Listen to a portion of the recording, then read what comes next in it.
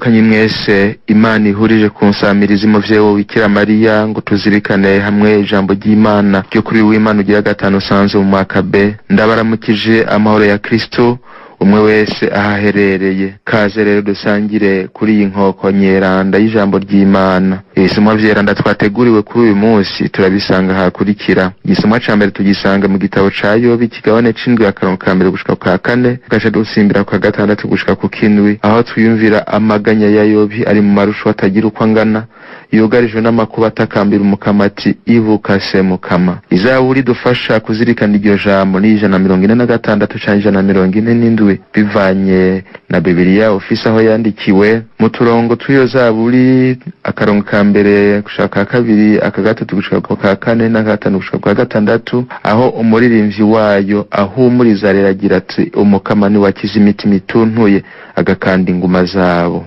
Igisomwa ca kabiri tugisanga mu ibaruwa rya mbere Paul Mweranda yandikiye abanyakoreni kigabane c'icenda kuva ku karongo k'16 gushika ku 19, tugaca dusimbira ku 22 gushika ku 23, aho amenyesha ingene ari igikorwa ngombwa kuriwe kwigisha inkuru nziza, kw'ivyo akora vyose abikora ku bw'inkuru nziza. Inkuru nziza nayo niyo twashikirijwe na Mariko Mweranda kigabane ca mbere akarongo ka 29 gushika ka 39, aho tubona Yesu Kristo amara umunsi wose ariko arakiza abagwayi benshi kandi bagwaye mu buryo butandukanye.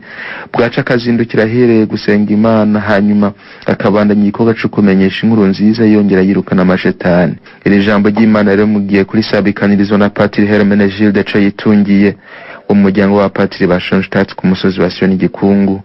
Ndabatumiriye gutega yompi ibisomwa vyeranda. Igisomwa ca mbere, ivyo dusoma mu gitabo ca Yobi. Muri rya minsi Yobi yaravuze aya majambo ati, mbega umuntu akiri kw'isi ntaba ari mu ntambara, iminsi yiwe nayo si nk'iy'umucangero. Nk'uko umushumba yipfuza igitutu, umucangero nawe akarereka impembo yiwe, niko nagabiwe amezi y'amarushwa nkamara amajoro y'umuruho. Iyo ndyamye ndibwira nti buca ryari ngo mvyuke, ndarandagaragurika bukarinda buca. Iminsi yanje irihuta kuruta ico umujishi w'impuzu ajisha ishira ata mwizero. Ibuka se mukama ko ubuzima bwanje ari umuyaga gusa, ijisho ryanje ntirigisubira kubona ivyiza ukundi gusha. Iryo ni ijambo ry'Imana.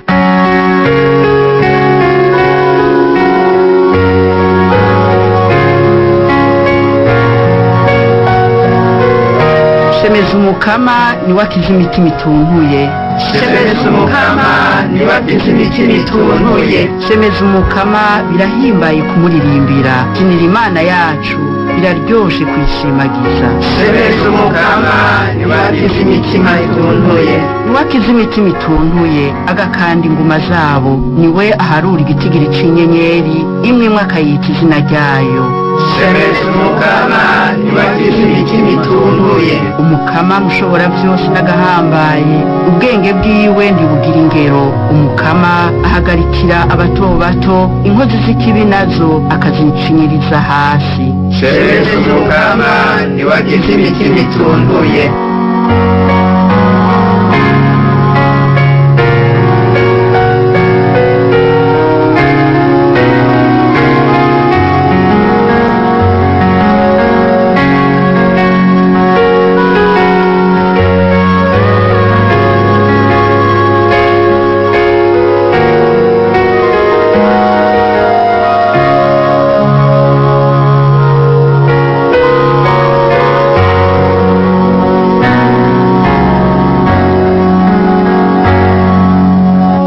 Igisomwa ca kabiri, ivyo dusoma mw'ibaruwa rya mbere umutumwa Paulo yandikiye abakorenti.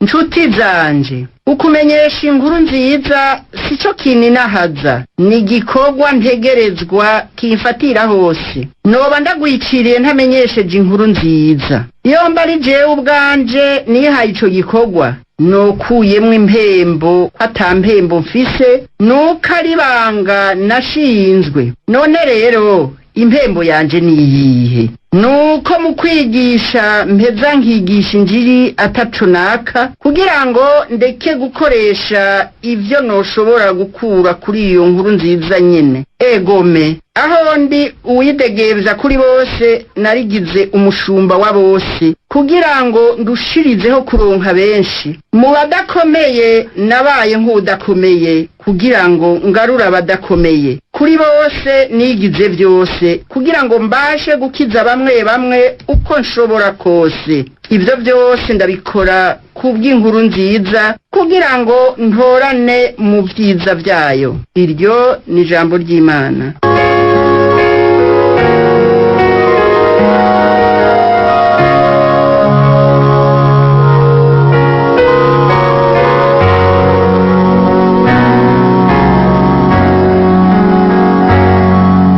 Nimuhorane umukama.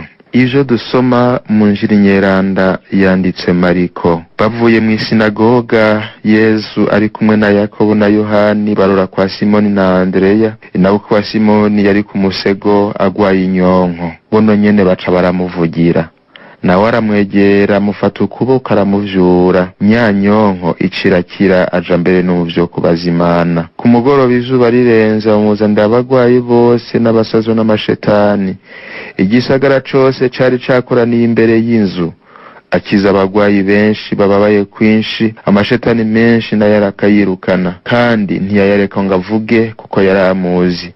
Bukeye Yesu ahengera umutwenzi utarakika, aravyuka arasohoka aja ahantu hiherereye abari hasengera. Simoni nabo bari kumwe bamuja mu nyuma bamushikiriye bati, bose bariko barakurondera. Nawe ati, hogi tuje ahandi mu bindi bigwati ndahigishe naho, kuko arico canzanye. Aragenda rero yigisha amasinagoga y'ubugarire bwose, kandi yirukana amashetani. Dushemeze iri jambo ry'Imana.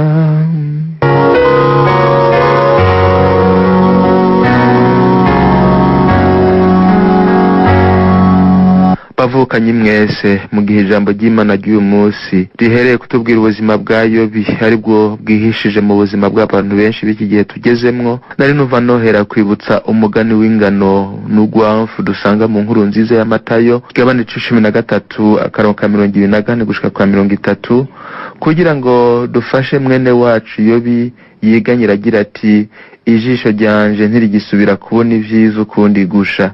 Kukaba nkako uyobi n'izina ry'uwo wese muri ibihe tugezemwo no mu bizoza, aguma yibaza ati, mbega inabi izova ryari mu buzima bwanje, amagorwa yanje azohera ryari? Ikibazo c'inabi mu bantu cama kiduhanze, ariko na cane cane abantu bakibaza igihe bizomara.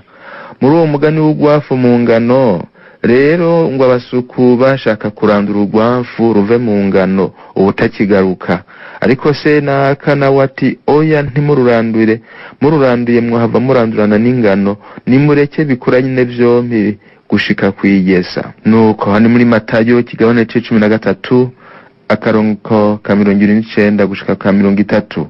Bavukanyi, ico tuzi nuko Yobi atahereje muri uko kwihebura twumva mu gisomwa c'uyu munsi, ariko ubuzima bwiwe bwagumye bwubakiye ku Mukama. Yatakambira agira ati, ibuka se Mukama ko ubuzima bwanje ari umuyaga gusa. Aho rero bikatumenyesha ko ayo magorwa mwumva uyu munsi, twovuga nk'iki kiza ca COVID-19, nta na kimwe gifise ijambo rya nyuma mu buzima bw'abantu.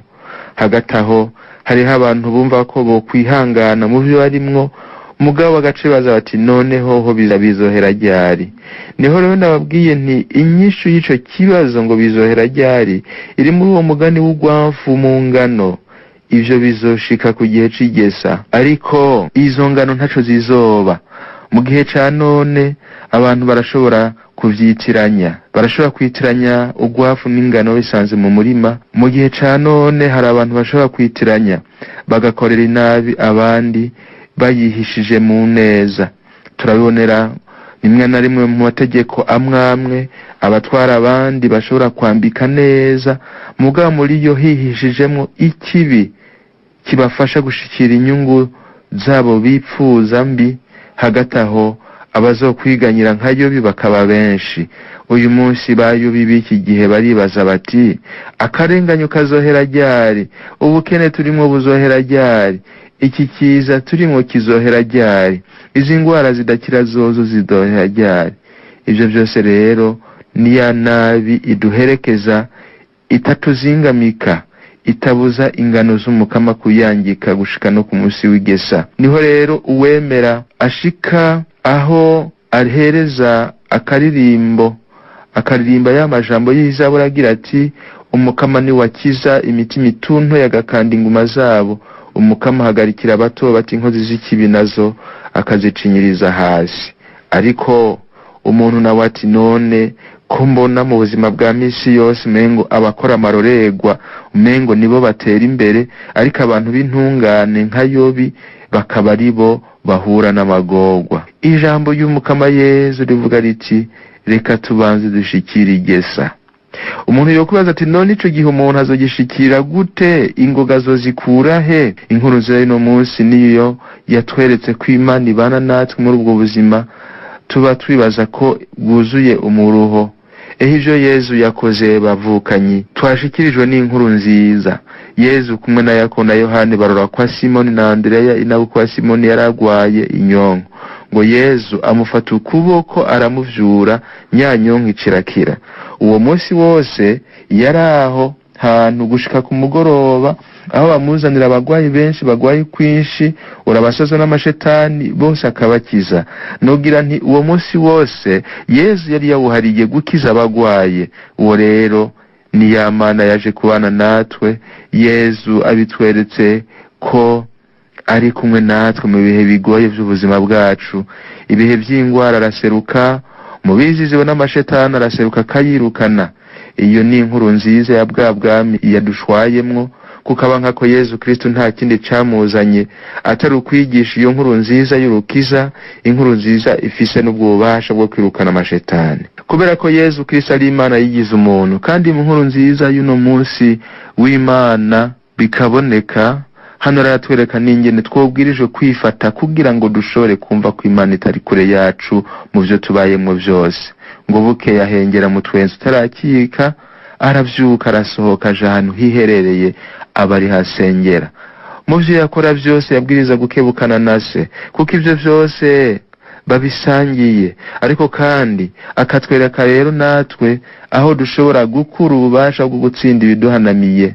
Ndazi ko hari amakuba ashikira bene wacu, nibikunde ko bakirurutse umutima ngo bihereze Imana mu gisabisho cabo, kuko ayo makuba yabaremereye. Nta warakwiye rero kureka ayo makuba ngo abariyo yiganzira ivyumviro n'ubwenge byiwe, ariko igisabisho naco uhereza gituma umwijima wirukanwa mu mutima wawe no mu bwenge bwawe, hanyuma rero ubuzima bukabandanya, kuko Imana irakuvyura nk'uko yavyuye inabukwe wa Simoni. Iyo rero ni ya nkuru nziza Paul Mweranda avuga ko Yoba gwicire atayimenyesheje, akayimenyesha mu badokomeye abanje kwifatanya nabo kugira ngo abashe gukiza bamwe ku rugero ashoboye. Iyo nkuru nziza y'ubwami niyigishwe rwose muri bino bihe tugezemwo. Dusaba umuvyeyi Bikira Mariya tuje imbere nk'umugabekazi w'intsinzi zose, adufashe ko n'ingene Imana ituyobora tukabandanya duca mu biduhanamiye, naho itorinda kubikuraho vyose. Umuvyeyi natubera urugero rwiza rwo kwakira iyo nkuru nziza ya Yezu Kristo. Uwo muvyeyi Bikira Mariya niwe ducishije ko igisabisho cacu ngo dusabire abo bose biganyira nka Yobi, abari ku musego nka Inabuko wa Simoni, na cane cane abatewe ubwoba n'ikiza cugarije isi ca coronavirus, maze intsinzi y'umukama iseruke no bino bihe nyene. Iyo ntsinzi y'umukama iseruke muri buno buzima nyene bwa none. Amen.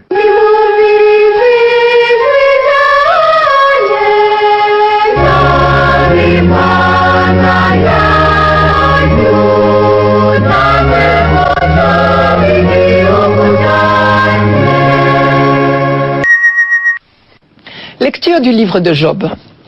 Job prit la parole et dit: Vraiment, la vie de l'homme sur la terre est une corvée. Il fait des journées de manœuvre, comme l'esclave qui désire un peu d'ombre, comme le manœuvre qui attend sa paye, Depuis des mois, je n'ai en partage que le néant. Je ne compte que des nuits de souffrance. À peine couché, je me dis, quand pourrais-je me lever? Le soir n'en finit pas. Je suis envahi de cauchemars jusqu'à l'aube. Mes jours sont plus rapides que la navette du tisserand. Ils s'achèvent, faute de fil. Souviens-toi, Seigneur, ma vie n'est qu'un souffle. Mes yeux ne verront plus le bonheur.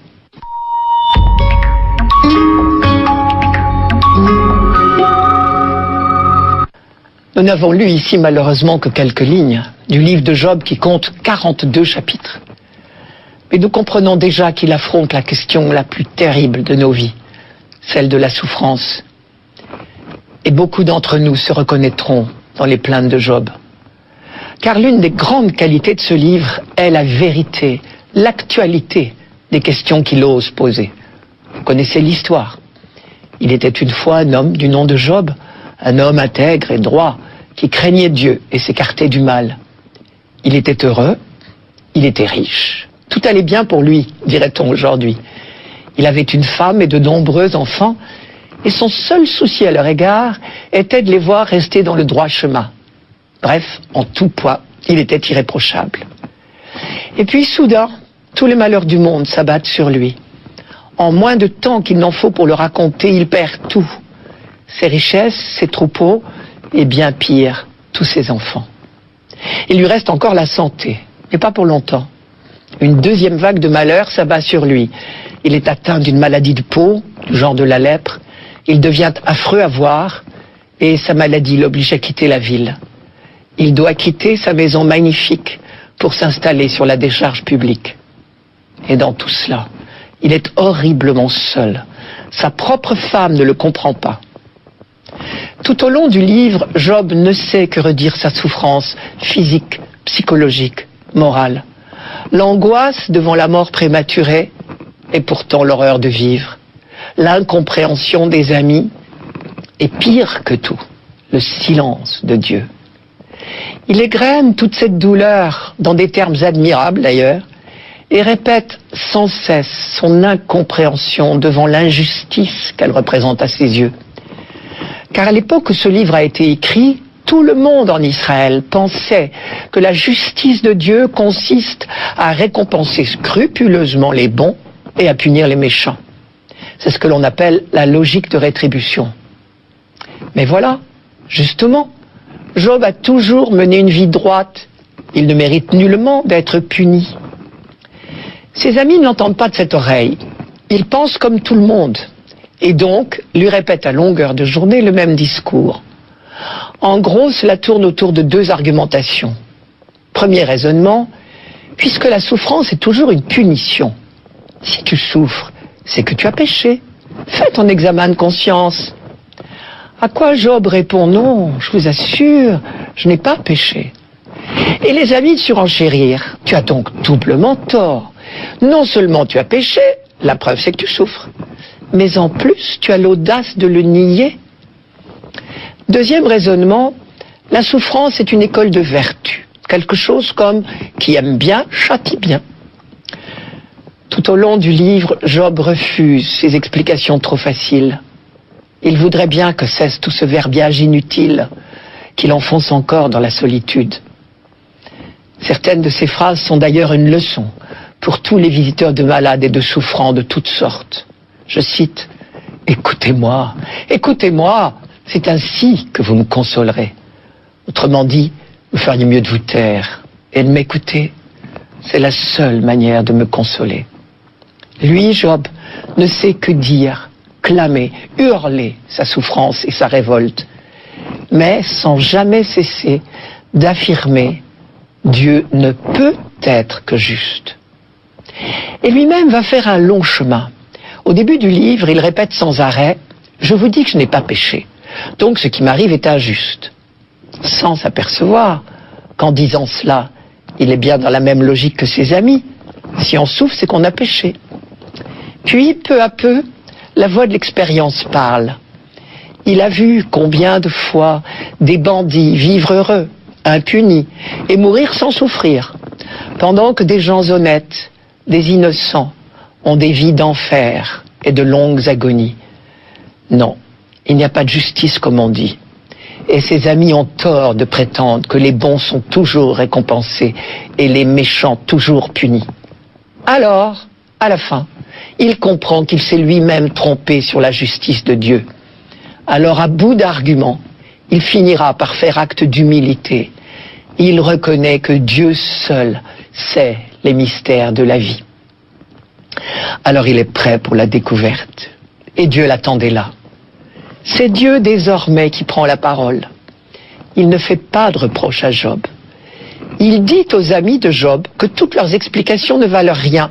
Il va jusqu'à dire, je cite, « Seul Job a bien parlé de moi ». Ce qui veut dire qu'on a le droit de crier, de se révolter.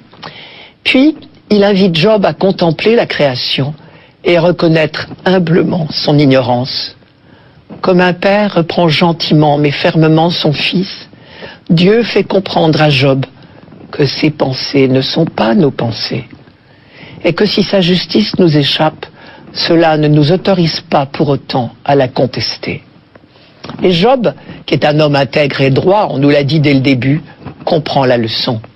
Il avoue, j'ai abordé sans le savoir des mystères qui me confondent. En définitive, le livre de Job ne donnera pas d'explication au problème de la souffrance, mais il nous indique le chemin. Ne pas retenir nos cris, mais garder confiance et tenir fort la main de Dieu, puisqu'il est avec nous tous les jours jusqu'à la fin du monde. Tout de suite, le psaume.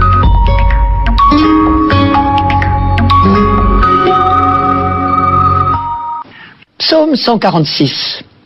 Alléluia! Il est bon de fêter notre Dieu, il est beau de chanter sa louange. Il guérit les cœurs brisés et soigne leurs blessures. Il compte le nombre des étoiles, il donne à chacune un nom. Il est grand, il est fort, notre maître, nul n'a mesuré son intelligence. Le Seigneur élève les humbles et rabaisse jusqu'à terre les impies. Entonnez pour le Seigneur l'action de grâce, jouez pour notre Dieu sur la cithare.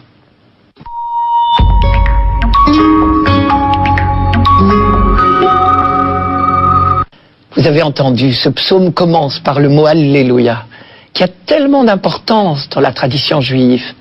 C'est l'acclamation qu'on adresse au Dieu qui a libéré son peuple. Voici comment les rabbins l'expliquent. Dieu nous a fait passer de la servitude à la liberté, de la tristesse à la joie, du deuil au jour de fête, des ténèbres à la brillante lumière, de la servitude à la rédemption. C'est pourquoi chantons devant lui l'Alléluia. C'est dans un commentaire de la Pâque. On comprend mieux du coup la phrase « Il est bon de fêter notre Dieu, il est beau de chanter sa louange ». Et on voit bien aussi pourquoi ce psaume nous est proposé ce dimanche, en écho à la première lecture tirée du livre de Job. Le verset 3 affirme « Dieu guérit les cœurs brisés, il soigne leurs blessures ». Cœur brisé. Job en était un, affronté à la plus cruelle énigme de notre vie, la souffrance. Au sein même de sa douleur, ce qui nous était donné en exemple chez Job, c'était sa ténacité, à vouloir à tout prix entrer en dialogue avec Dieu. Et ce qu'il découvre en fin de compte, ce n'est pas un coup de baguette magique qui le délivrerait de toutes ses souffrances, mais c'est la présence de Dieu à ses côtés, quoi qu'il arrive. Quand on dit « le Seigneur guérit les cœurs brisés, il soigne leurs blessures », il s'agit bien des cœurs, pas des corps. Cette présence de Dieu auprès des plus petits et de ceux qui souffrent est une des grandes découvertes de l'Ancien Testament. Désormais, l'homme n'est plus seul face aux difficultés et pour certains aux cruautés de l'existence. Le livre de l'Ecclésiastique, vous connaissez, va jusqu'à dire « les larmes de la veuve coulent sur les joues de Dieu ». C'est dans le Siracide, donc Ben Sirac, chapitre 35, verset 18. Il est probable que les cœurs brisés dont il est question ici, ce sont les Juifs de Jérusalem déportés à Babylone par Nabuchodonosor. L'Alléluia le laissait entendre. Et puis dès le début du psaume, le verset 2, que nous ne lisons pas ce dimanche, parle d'eux justement, je vous le cite, « Le Seigneur rebâtit Jérusalem, il rassemble les déportés d'Israël ». Je vous donne la première strophe dans son ensemble. Alléluia! Il est bon de fêter notre Dieu, il est beau de chanter sa louange. Le Seigneur rebâtit Jérusalem, il rassemble les déportés d'Israël, il guérit les cœurs brisés, il soigne leurs blessures. Cet Alléluia, qui est le chant de la libération, prend tout son sens avec le rappel de la fin de l'exil à Babylone. Surtout si on se souvient que ce retour d'exil est vécu non seulement comme une libération politique, mais peut-être plus encore comme une libération spirituelle. Pendant l'exil, le peuple d'Israël a eu tout loisir de relire son histoire et de faire son examen de conscience. Les prophètes avaient prédit le désastre si on ne se convertissait pas. Et le désastre est arrivé, sous les traits de Nabuchodonosor. Le retour au pays, la reconstruction de Jérusalem ouvre un nouvel avenir. Dieu a pardonné. Désormais, de retour sur la terre sainte, on va de nouveau essayer d'y vivre saintement. Et ne croyez pas qu'on change de sujet avec les versets suivants, je vous les rappelle. Il compte le nombre des étoiles, il donne à chacune un nom. Bien sûr, c'est une allusion à la création. Mais il faut savoir que c'est toujours dans les périodes de grande détresse que les auteurs bibliques écrivent les plus beaux textes sur la création. Manière de dire que le Créateur qui a tout fait surgir à partir de rien saura nous faire ressurgir nous-mêmes, quel que soit l'abîme dans lequel nous sommes tombés. D'autre part, on sait bien que le premier article de foi pour Israël est « Je crois en Dieu libérateur ». Et le deuxième article seulement, « Je crois en Dieu créateur ». La foi au Dieu créateur en Israël est lue à la lumière de l'expérience de la libération d'Égypte et de toutes les libérations successives. Le Dieu créateur est admiré, loué pour sa toute-puissance, mais surtout pour son projet d'amour sur l'humanité. Ce projet de Dieu sur l'homme est un rêve de grandeur.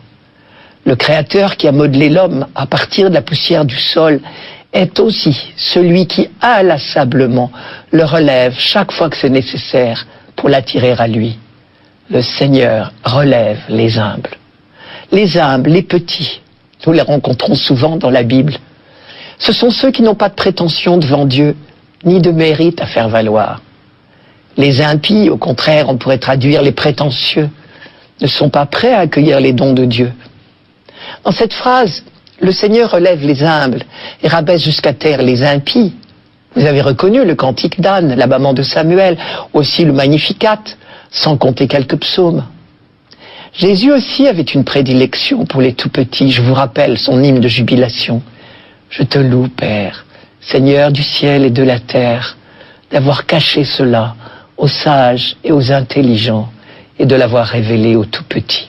C'est dans Matthieu chapitre 11, verset 25. Et c'est pour cela que le chant de reconnaissance jaillit du cœur des croyants. Il est bon de fêter notre Dieu, il est bon de chanter sa louange. Cela est bon de deux manières. D'abord parce que c'est justice, et aussi parce que c'est notre bonheur. L'homme est ainsi fait qu'il ne trouve son bonheur que dans une relation filiale avec Dieu. Il faudrait entendre saint Augustin. Tu nous as fait pour toi, Seigneur, et notre cœur est sans repos, tant qu'il ne demeure en toi. Tout de suite, la deuxième lecture. Lecture de la première lettre de saint Paul apôtre aux Corinthiens. Frères, annoncer l'évangile, ce n'est pas là pour moi un motif de fierté, c'est une nécessité qui s'impose à moi. Malheur à moi si je n'annonçais pas l'évangile. Certes, si je le fais de moi-même, je mérite une récompense, mais je ne le fais pas de moi-même, c'est une mission qui m'est confiée. Alors quel est mon mérite? C'est d'annoncer l'évangile sans rechercher aucun avantage matériel et sans faire valoir mes droits de prédicateur de l'évangile. Oui, libre à l'égard de tous, je me suis fait l'esclave de tous, afin d'en gagner le plus grand nombre possible. Avec les faibles, j'ai été faible pour gagner les faibles. Je me suis fait tout à tous pour en sauver à tout prix quelques-uns. Et tout cela, je le fais à cause de l'évangile, pour y avoir part, moi aussi.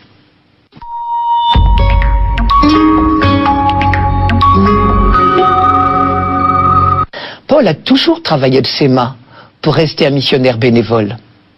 Mais à Corinthe, Certains ont trouvé ce désintéressement suspect. Il présente donc ici les raisons profondes de sa conduite. S'il se montre à ce point désintéressé, c'est pour que l'on sache bien qu'il ne roule pas pour lui, comme on dit. Il ne considère pas l'annonce de la bonne nouvelle comme l'exercice d'un métier dont il pourrait tirer quelque avantage que ce soit, mais l'accomplissement de la mission qui lui est confiée. Il est en service commandé. C'est cela qui le rend libre. J'annonce l'évangile, c'est une nécessité qui s'impose à moi. Paul n'a pas choisi d'annoncer l'évangile, on le sait bien. Ce n'était pas prévu au programme, pourrait-on dire. Il était un juif fervent, cultivé, un pharisien, tellement fervent qu'il a commencé par persécuter la toute nouvelle secte des chrétiens. Et puis, sa conversion imprévisible a tout changé. Désormais, il a mis son tempérament passionné au service de l'évangile. Pour lui, la prédication est une fonction qui lui a été imposée lors de sa vocation, comme si, à ses yeux, on ne pouvait pas être chrétien sans être apôtre. Il sait bien que s'il a été appelé par Dieu, c'est pour le service des autres. Un prophète, par hypothèse, est toujours un homme pour les autres. Dans l'évangile de Marc que nous lisons dans cette même liturgie, Jésus dit que c'est pour annoncer la bonne nouvelle qu'il est venu. Cette conscience de sa responsabilité fait dire à Paul une phrase très forte qui nous surprend peut-être. « Malheur à moi si je n'annonce pas l'évangile ». Cela ne veut pas dire qu'il a peur d'une sanction quelconque ou qu'il ressent une menace extérieure pour le cas où il ne remplirait pas sa mission. Mais c'est quelque chose comme « si je n'annonçais pas l'évangile, mais je serais le plus malheureux des hommes ». Cette passion nouvelle pour l'évangile est devenue pour lui une seconde nature. Parce que cette découverte qu'il a faite, il brûle de la partager. Elle est là, sa joie et sa récompense. Simplement savoir qu'il a accompli sa mission. Paul n'est pas un prédicateur itinérant qui vend ses talents d'orateur en faisant des conférences payantes ici ou là. Il est en service commandé. C'est une nécessité qui s'impose à moi. Je ne le fais pas de moi-même. Je m'acquitte de la charge que Dieu m'a confiée. Mais pourtant, ma récompense est grande, car c'est un grand honneur et une grande joie d'annoncer l'Évangile. Traduisez, ne recevoir aucun salaire, voilà mon salaire. Cet apparent paradoxe, c'est la merveilleuse expérience quotidienne de tous les serviteurs de l'Évangile. Car la gratuité est le seul régime qui s'accorde avec le discours sur la gratuité de l'amour de Dieu. Bien sûr, il faut vivre et assurer sa subsistance. Mais Paul nous dit très fort ici que la prédication de l'Évangile est une charge, une mission, une vocation et non un métier. En accomplissant de tout cœur la tâche qui lui est imposée, l'apôtre est gratifié de la joie de donner. Et en cela, il est à l'image de celui qui l'annonce. Cette prédication n'est pas seulement parole, mais aussi tout un comportement. Je cite Paul, « J'ai partagé la faiblesse des faibles pour gagner les faibles. » De quelle sorte de faiblesse parle-t-il ? Je m'explique. Les membres de la communauté de Corinthe n'ont pas tous eu le même parcours, comme on dit. Certains sont d'anciens juifs devenus chrétiens, comme Paul. Mais les autres sont d'anciens non-juifs. Ils n'étaient pourtant pas des païens à proprement parler. Ils avaient une religion, des dieux, des rites. Leur baptême et leur entrée dans la communauté chrétienne leur ont imposé des changements d'habitude parfois radicaux. Par exemple, dans leur ancienne religion, ils offraient des sacrifices à leurs idoles. Et ils mangeaient ensuite la viande des animaux sacrifiés dans une sorte de repas sacré. En adhérant à la foi chrétienne, ils ont évidemment abandonné ces pratiques. On sait que l'entrée en catéchuménat imposait des exigences très strictes. Mais il peut leur arriver d'être invités par des proches ou des amis païens. Quand on est un chrétien sûr de sa foi, Paul dit fort, on n'a aucun cas de conscience à accepter ce genre d'invitation, puisque les idoles n'existent pas. On peut bien leur immoler tous les animaux que l'on voudra. Ces sacrifices n'ont aucun sens. Et donc ces repas ne sont pas un blasphème à l'égard du Dieu des chrétiens. Un chrétien sûr de sa foi est assez libre pour cela. Et il préfère ne pas peiner sa famille ou ses amis en refusant une invitation. Mais il y a des chrétiens moins sûrs d'eux, ceux que Paul appelle les faibles. Ils savent bien eux aussi que les idoles ne sont rien. Et ce genre de problème les trouble encore. Il ne faudrait ni les choquer, ni les inciter à retomber dans leurs anciennes pratiques. Les plus forts devront donc toujours veiller à respecter les plus faibles. C'est le b.a.-ba d'une véritable vie fraternelle. Pour finir, l'Évangile. Évangile de Jésus-Christ selon saint Marc. En ce temps-là, aussitôt sortis de la synagogue de Capharnaüm, Jésus et ses disciples allèrent, avec Jacques et Jean, dans la maison de Simon et d'André.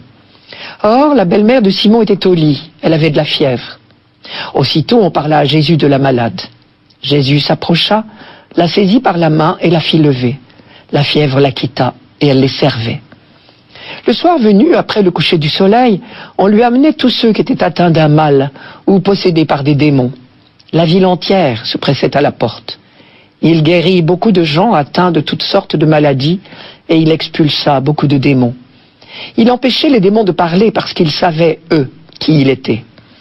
Le lendemain, Jésus se leva bien avant l'aube, il sortit et se rendit dans un endroit désert, et là il priait.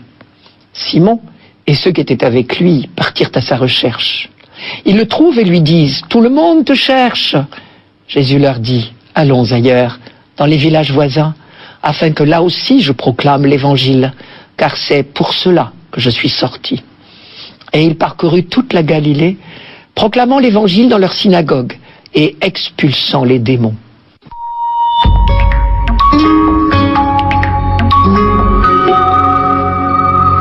On dirait presque un reportage. Marc nous dit les lieux et les moments. Mais comme justement les objectifs des évangélistes ne sont jamais d'ordre journalistique, il faut croire que toutes ces précisions ont un sens théologique. À nous de savoir lire entre les lignes. Donc ceci se passe en Galilée, à Capharnaüm. Un jour de sabbat, puis le soir et le lendemain. Comme chacun sait, le jour pour les Juifs ne se compte pas de minuit à minuit, mais du coucher du soleil au coucher du soleil. Le sabbat commence le vendredi soir au coucher du soleil et finit le samedi soir, à l'apparition des premières étoiles. On sait aussi que le sabbat est un jour réservé à la prière et à l'étude de la Torah, à la synagogue ou chez soi. C'est bien pour cela que les habitants de Capharnaüm amènent leurs malades à Jésus seulement le soir du sabbat. En précisant que le soleil est couché, Marc veut peut-être également attirer notre attention. Puisque le soleil est couché, nous sommes déjà dimanche, le premier jour de la semaine, et on sait le sens que le dimanche a pris pour les premiers chrétiens. Il symbolise le début de la création nouvelle. Le reste de la journée du sabbat, Jésus n'a fait qu'une chose, aller à la synagogue de la ville, et il est rentré aussitôt après à la maison. Si Marc le précise, c'est sans doute pour nous rappeler que Jésus est un juif fidèle à la loi. Le matin, à la synagogue, il a délivré un homme possédé d'un esprit impur, selon l'expression de Marc. Et la nouvelle s'est répandue comme une traînée de poudre que Jésus commande aux esprits impurs.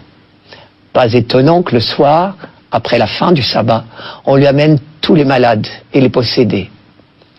En filigrane, Marc nous dit déjà « Voici le Messie, celui qui annonce et accomplit le royaume ». Curieusement, les démons connaissent l'identité de Jésus. Et Jésus leur interdit de parler. Je vous rappelle le texte. Il empêchait les démons de parler parce qu'ils savaient, eux, qui il était. Mais pourquoi ce silence imposé alors que Jésus n'est pas venu pour se cacher? Probablement parce que les habitants de Capharnaüm ne sont pas encore prêts pour cette révélation. Il leur reste encore tout un chemin à parcourir avant de découvrir le vrai visage du Christ. Pour l'instant, les malades sont attirés par Jésus, mais sont-ils prêts pour la foi? C'est là l'ambiguïté des miracles, le risque de repartir guéri sans avoir rencontré Dieu. Et quand Simon voudrait retenir Jésus en lui disant « Tout le monde te cherche », Jésus le ramène à l'essentiel, la prédication du royaume. Allons ailleurs, dans les villages voisins, afin que là aussi je proclame l'Évangile, car c'est pour cela que je suis sorti. Or, si nous relisons le début de l'Évangile de Marc, Pour Jésus, annoncer l'évangile, cela consistait à dire « Les temps sont accomplis, le règne de Dieu est tout proche ». C'est au chapitre 1, verset 15 de Marc. Les miracles, justement, sont le signe que le règne de Dieu est déjà là. Le risque serait de n'y voir que le prodige. Le lendemain, bien avant l'aube, Jésus se leva, il sortit et alla dans un endroit désert, et là il priait. Jésus va au désert pour rencontrer Dieu. Et aussitôt revenu près de ses disciples, il leur dit « Allons ailleurs ». Est-ce la prière qui le pousse à partir ailleurs? Loin d'affaiblir son ardeur missionnaire, il semble bien que cette retraite dans le silence le relance au contraire. C'est pour cela que je suis sorti. On ne peut pas ne pas penser à l'insistance de Paul dans la lettre aux Corinthiens, que nous lisons ce même dimanche, en deuxième lecture. Jésus et Paul ont cette même passion de l'annonce de la bonne nouvelle. On dirait qu'il y a urgence. Dernière remarque, les guérisons opérées par Jésus devraient, semble-t-il, remettre en cause certains de nos discours sur la souffrance. Si Jésus guérit les malades, c'est que la maladie est un mal. S'il guérit en même temps qu'il annonce le royaume, c'est parce que le mal contrecarre le projet de Dieu, et donc il faut nous en débarrasser. Dans la première lecture, nous avons entendu Job crier sa souffrance. Et à la fin du livre de Job, Dieu lui donne raison d'avoir osé crier. La souffrance en soi est toujours un mal, il faut oser le dire. Et il est vrai que certains, avec la grâce de Dieu, trouvent dans la souffrance un chemin qui les fait grandir. Mais la souffrance en elle-même reste un mal. Et tous nos efforts pour lutter contre les souffrances des hommes vont dans le sens du projet de Dieu. La prédication de l'Évangile n'est pas que parole. Elle est en même temps et inséparablement lutte contre ce qui fait souffrir les hommes.